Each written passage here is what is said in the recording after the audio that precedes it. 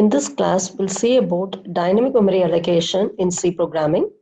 First, before proceeding to dynamic memory allocation, we will see what is the allocation we have seen so far. Variable declaration, we have seen statements like this: int a of a is equal to 5 or int a of 50. Okay, so these type of variable declarations come under a category known as static memory allocation. So what is the meaning of static memory allocation is the memory is allocated to the variables during compile time. While you are compiling your program, when you do the lab, you will do first compilation by pressing Alt F9. Then you will run your program by pressing Control F9. When you compile your program, if the memory to the variable is allocated at that particular time, it is called as static memory allocation. Okay, whereas in case of dynamic memory allocation, the memory will be allocated to different variables only when you are running your program, not during compilation time, during your runtime. So that type of memory allocation is called as dynamic memory allocation. Now, static memory allocation is memory allocated to the variable during compilation time. Now, if there is static memory allocation, why we need to go for another allocation called as dynamic memory allocation? For that, you have to understand what is the difference between those two techniques. So static memory allocation is memory allocated to the variables during compile time, whereas dynamic allocation is memory allocated to the variables during the runtime, that is when you execute your program. Okay, and here in case of static memory allocation, the size of the memory to be allocated is fixed during the compile time. Once you compile the program, whatever memory is allocated, that will be there. You can't increase the size or you can't reduce the size. That size is fixed. While you run the program, you may think that, okay, I have to increase the size. Can I increase in static allocation? That is not possible. Okay, so once you fix the size during the compile time, you can't either increase the size or reduce the size during the runtime. Whereas in case of dynamic memory allocation, the memory size can be changed at any time we want when we run the program. You can do both the changes. You can either increase the memory or you can decrease the memory size. So both allocation as well as release is possible. Okay, so this is the case of dynamic allocation. And when you will prefer which category? When you know that I will need only this much amount of memory, I will not need more than this, then you go for static allocation. Okay, so if you know the amount of memory requirement well in advance, then you go for static allocation. If you are not sure about how much memory you need, then you go for dynamic allocation. And which allocation is faster? According to the speed, in case of static memory, the memory is allocated during your compile time. So when you run your program, you can straightly go and run your program. So that will be faster. Whereas in case of dynamic memory allocation, you are allocating memory only when you run your program. Since no memory is allocated before, you have to allocate only when the execution begins. It is slower when compared to static allocation. Okay, and then here in case of static allocation, memory is allocated in an area known as stack and data area. Actually, you will study these things in detail in computer organization. Your memory is divided into many parts. One part is called as data part, then another part is stack part, and another part is heap area. Okay, when you allocate memory using static memory allocation, memory will be allocated in the stack and the data area. Whereas when you go for dynamic memory allocation, memory is allocated in the area known as heap area. Okay, now one more important difference. In static memory allocation, whatever memory you allocate to the variable, that remains from the start and end of the block in which variable is defined. What is the meaning of block is the scope. You will write the scope with open and close curly brace. So whatever is the block, the memory allocated to the block will be remaining till the end of the block is reached. Okay, whether you are using that memory or not, it will be allocated to that particular variable only till the end of the block is reached. When the end of the block is reached by means of close curly brace, then compiler will deallocate the memory. Otherwise, the memory will be allocated to that variable only. Nobody else can use that memory. Okay, whereas in case of dynamic memory allocation, you can allocate the memory to any variable. You can release that memory at any time, even within the block. Okay, for example, imagine that I have a block with 1000 lines. After line number 5, I am not going to use the variable.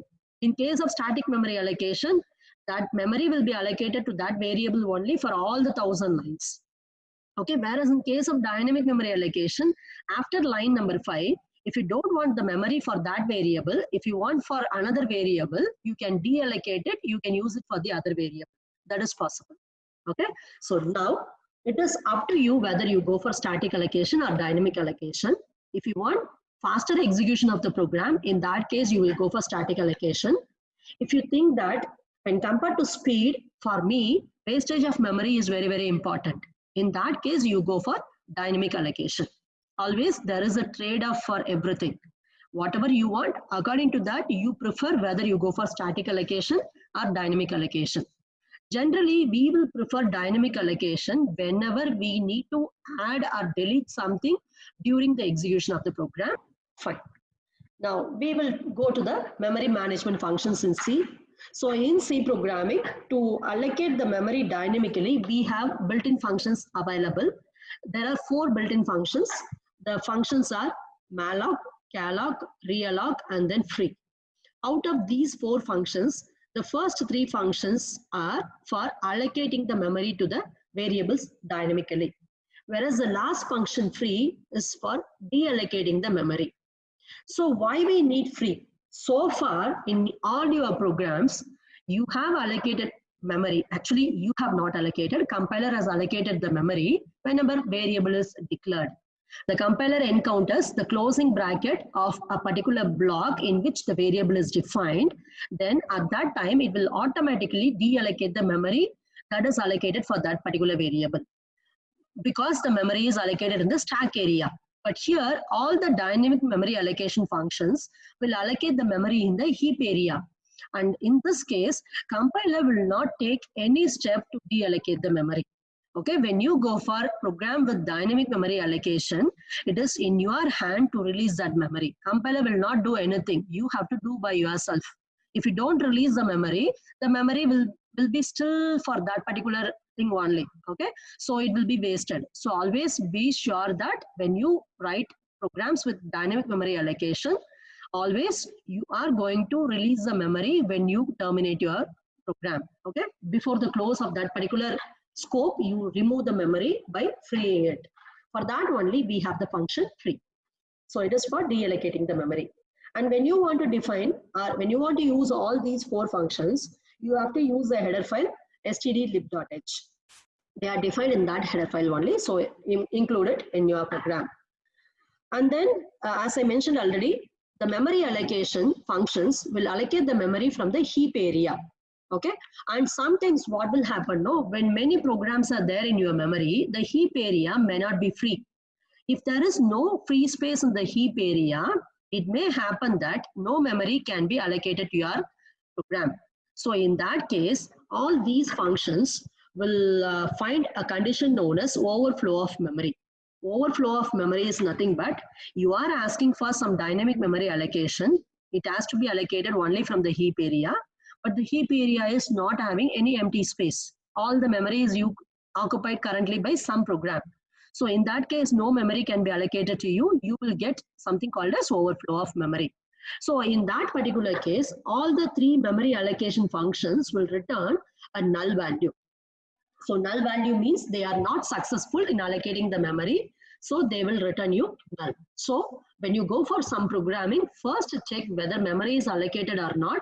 If allocated, you continue with the program. If not, exit the program. Okay, so this is a better way of writing the program using dynamic memory allocation, because always we will not be sure that we will get the memory. So use this condition checking. Now, let us see the functions one by one. Malloc. So this malloc is also known as memory allocation function. And this function is used to allocate the memory dynamically. It will allocate the memory as a single large block of memory. Okay, so if I want to allocate the memory, it will always allocate one large block only. So I have to specify what is the size of the large block. So that I will specify in terms of bytes, not in terms of 5 integer, 6 integer. I will specify how many bytes I have to allocate. And on success, this function will return address of the first byte of the allocated memory. For example, if I say that I want to allocate memory for 10 integers, it will allocate 40 bytes. So whatever is the first byte, that it will return as the answer on success. On failure means it is not able to allocate the memory. In that case, it will return null value. Okay, and remember, what it is returning on success is it is returning the address. Okay, address is nothing but it is a pointer only. Okay, what type of pointer it will return? It is nothing but generally whatever data you are going to store there, that pointer only it has to return. But we will store integer data or character data or floating point data, any data we will store. So the function will not return a specific pointer, it will return a general pointer known as void pointer. Okay, remember, it is very, very important. All the memory allocation functions will return only void pointer. They never care what type of data you are going to store in that. They are interested in how many bytes you need, whether I'm able to allocate those bytes or not. They never care whether you will store integer or character or float in that memory. They will return only void pointer. So before you store data in that particular memory, you have to convert that pointer into a specific pointer for your type. For example, if I am interested in storing integer data in that memory, I have to convert this void pointer into integer pointer.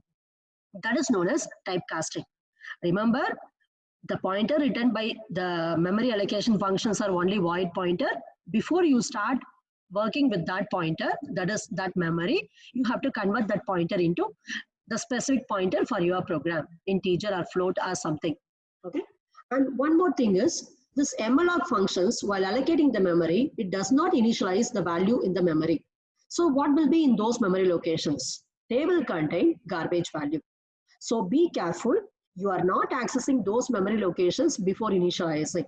Okay, if you do that, you will be getting only the garbage value which are already present in those memory locations. So this is about malloc function. Now we will see. Okay, we will see the syntax of the malloc along with one example. So first, in malloc function, I have to call the function malloc and I have to specify one argument to this function. What is this argument is how many bytes I have to allocate in the large block. Okay, so you have to specify the size. Remember, the size is only number of bytes you want to allocate. Okay, and this will return a void pointer. As I said already, you have to convert this pointer into pointer of your choice. So you need to go for typecasting. Remember, in typecasting, we will use one parenthesis open and close.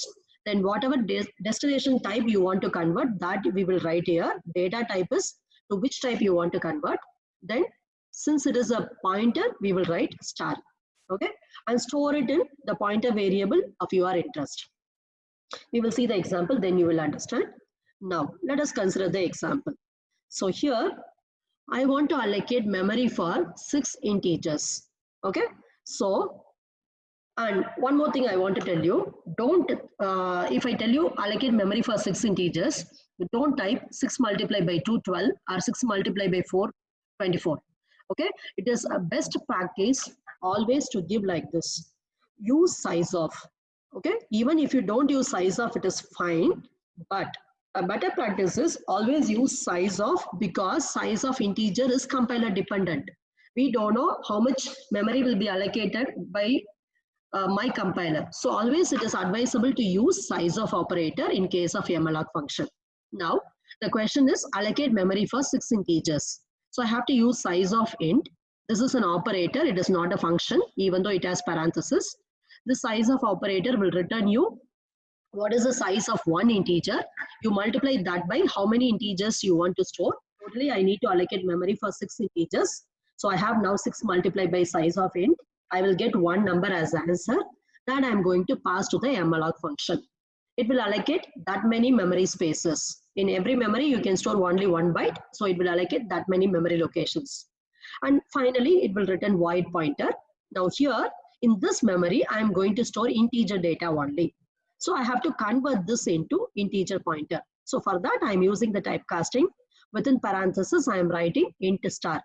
Now, finally, I will get a pointer. This pointer, you have to store it in an integer pointer variable.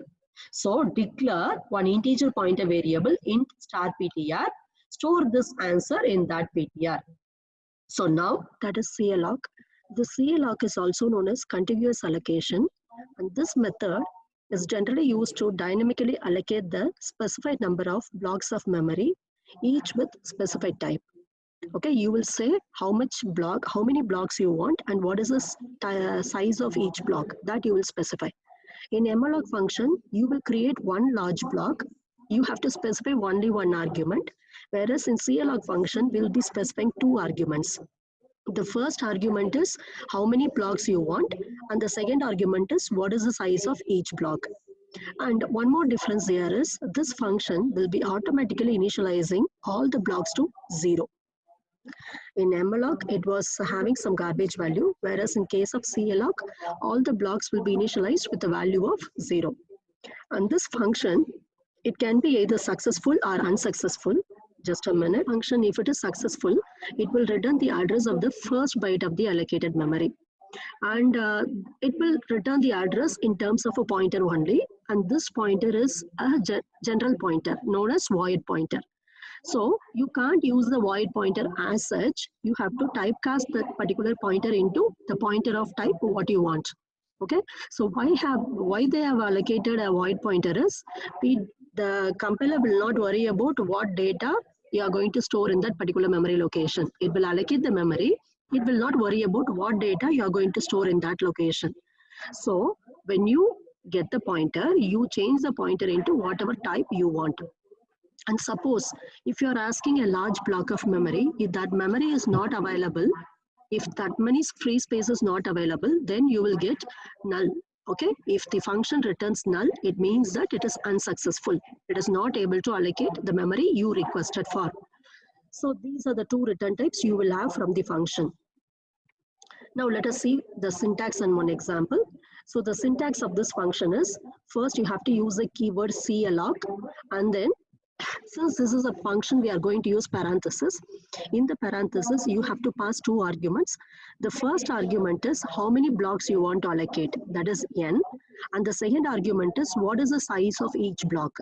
If it is a malloc function, you have to give only one argument. You will multiply n and size you will give.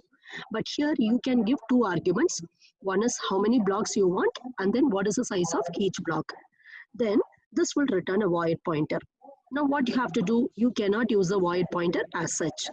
Okay, so you have to typecast this void pointer into the pointer of the required type. So for that only, I am writing within the parenthesis, I am writing data type star.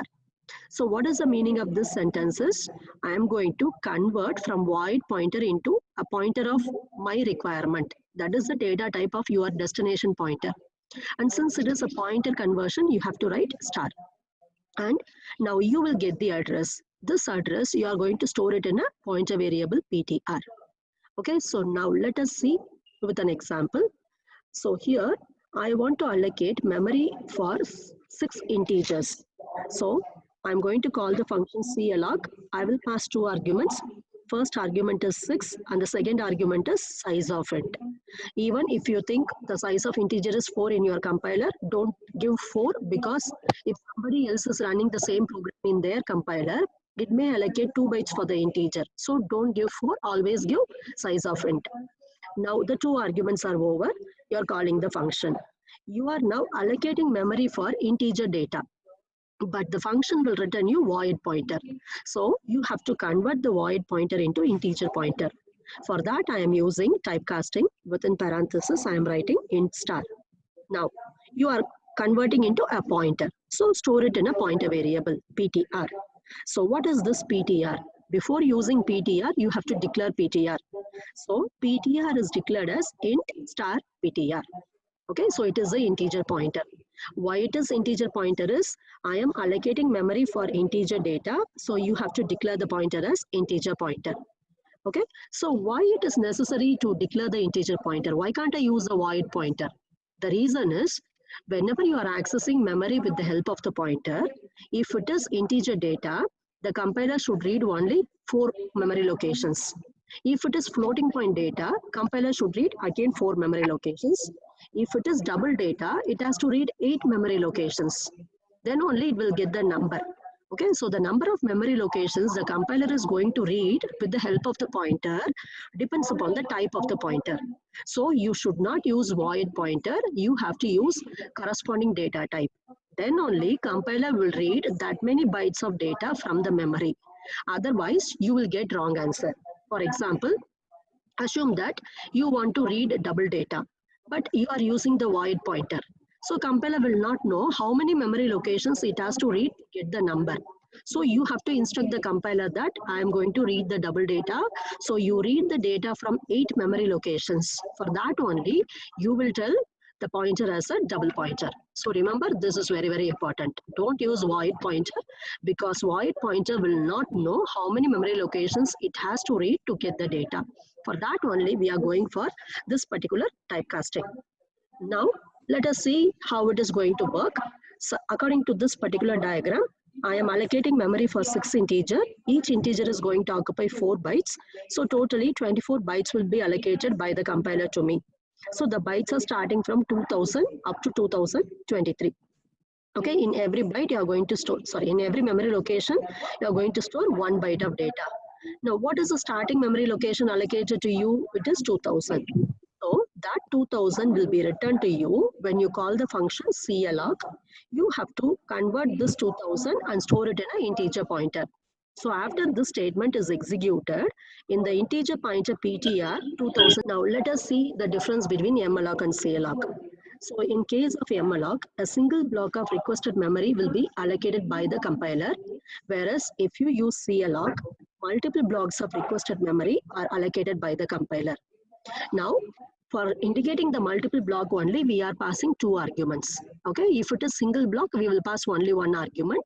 But when you use single block, you have to specify exactly how many bytes you want to reserve totally for the entire block. Whereas in case of multiple block, you will specify how many blocks you want and what is the size of each block. That is sufficient, no need to multiply, right? Now, the second difference is malloc function will not initialize the memory. It will simply allocate the memory, but it will not initialize the memory. So because of this, the memory will contain some garbage value. So if you are simply using the memory, you will be getting some garbage value. So whenever you want to have memory with initialization, don't go for malloc. So that disadvantage, we can overcome in calloc. This calloc function, after allocating the memory, it will take some time to initialize the memory to 0. Okay, so because of this, which is faster? If you go for malloc is faster, and then calloc is slower due to initialization.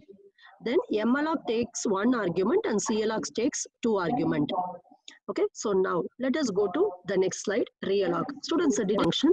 So realloc is also known as reallocation. So what is the meaning of reallocation is, first you will allocate some amount of memory. And in dynamic memory allocation, you can allocate the memory whenever you want. So while I am proceeding with my program, I am assuming that the memory I have allocated is not sufficient. So what I have to do is, I have to now increase my memory. This is not at all possible in case of static memory allocation, but now it is possible.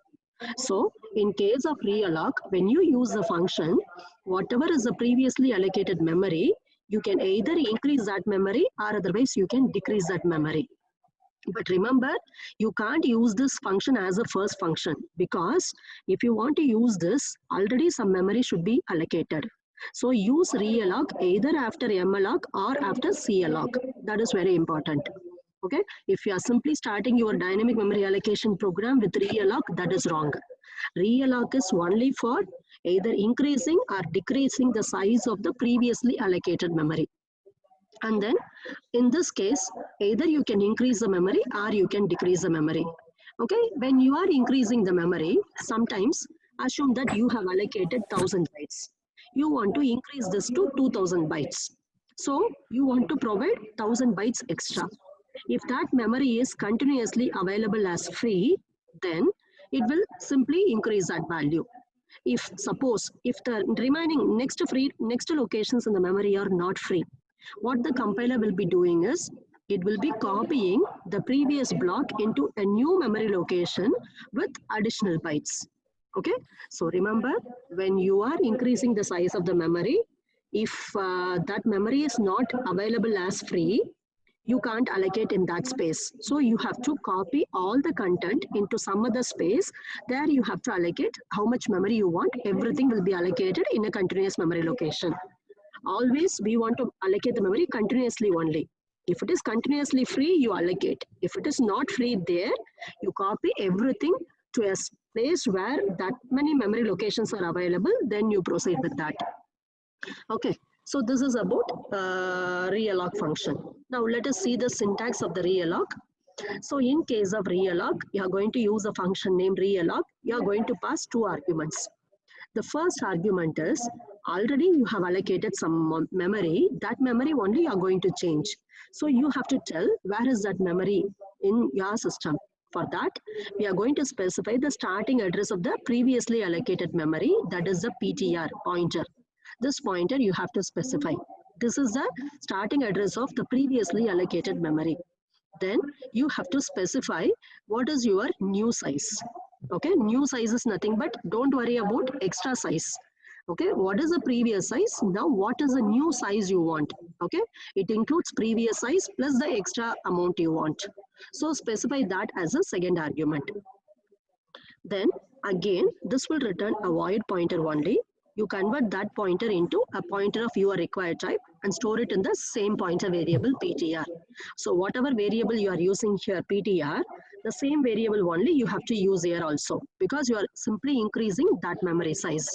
Okay, right. So now here I have an integer pointer. Now first I will be allocating memory for 6 integers. So I'll use the function malloc.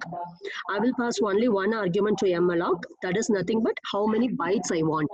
So I don't know how many bytes exactly I want because I don't know what is the size of the integer in my compiler.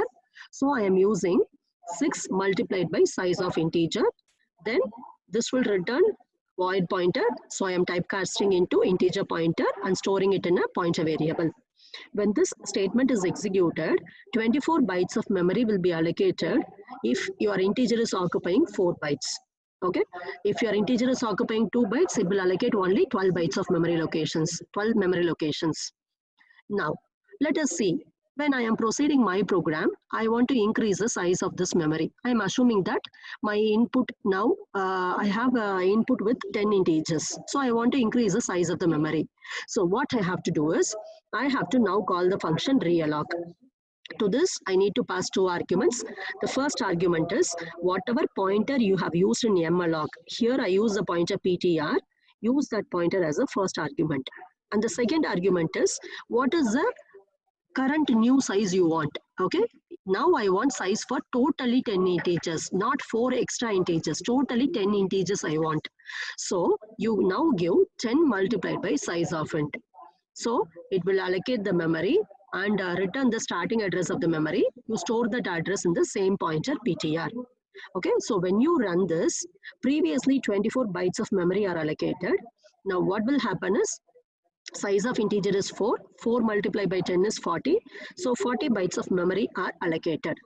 Okay, so now the starting address of that memory will be stored in the pointer PTR. This is the realloc function. Okay, so now let us see the next function, free.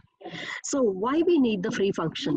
I already told you yesterday that if you allocate the memory by using static memory allocation, when the scope of that variable is over, compiler will automatically deallocate the memory.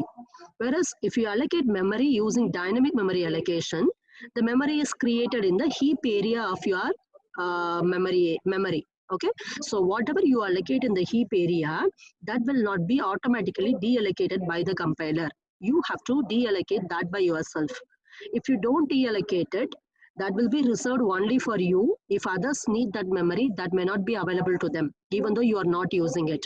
So whenever we go for dynamic memory allocation, we have to deallocate the memory by using the free function. So this free function is always used before you close the scope of that particular variable. For example, if my program is having 1000 lines, if I think that after some 100 lines, that particular memory is not required for me. So what I can do is immediately I can free the memory. It is not that I have to free the memory only at the end of the program. Wherever you think this memory will not be used, immediately you free the memory and reserve it to the heap area, so that if others want the memory, they can make use of that particular memory. So what is the advantage if you do this particular approach? So whenever you don't want any memory, you are freeing it. Because of this, you can reduce wastage of memory. Okay. And the syntax of this free is call the function free by passing the PTR. So why we need to pass the PTR is you have to tell this memory location I don't want. So that is available only in the variable PTR. So you pass it to the function. Now, when this is executed, what will happen is, in the previous case, we have allocated 40 bytes of memory that is pointed by the pointer PTR. Now, we are saying that I don't want this 40 bytes of memory. So they will be returned to the garbage. Garbage in the sense you are in your Windows, when you delete an item, it is automatically put in the garbage. Okay, that is like the dustbin. Okay, from there the memory can be collected by other programs if they want the memory. Okay, so this will be now returned to the garbage area, which is nothing but a memory which is not used by the particular user. Okay, so these are the 4 functions we have for dynamic memory allocation.